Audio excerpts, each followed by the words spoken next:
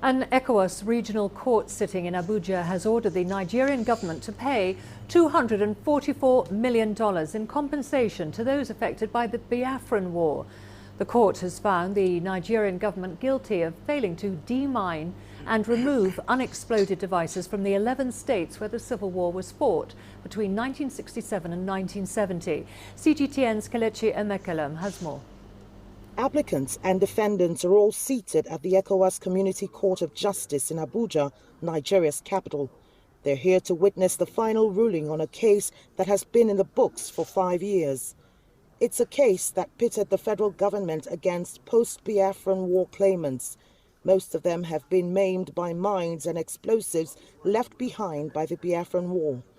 What's more, vast farmlands have also been abandoned for fear of accidental trigger of explosives scattered in the region. And finally, the government has not just agreed to rid the region of explosives, but also pay those who have suffered the consequences of a war 47 years after. Not only will there be compensation to people that lost their limbs, that were victims of various explosions, landmines, but also the farmlands will be cleared.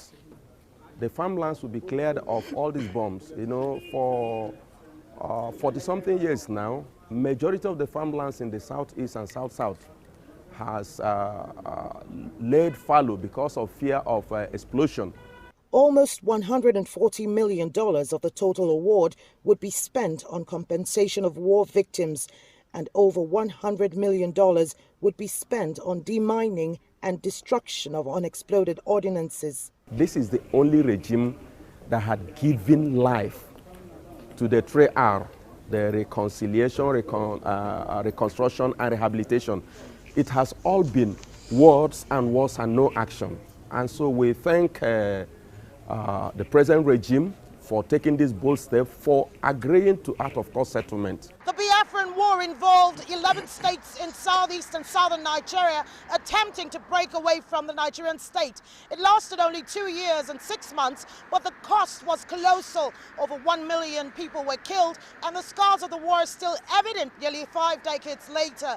This ruling comes in the wake of fresh calls for Biafran breakaway, and President Buhari has already spoken about it with an uncompromising tone. He said the unity of Nigeria shall not be negotiated, and those pushing for a breakaway shall be dealt with firmly.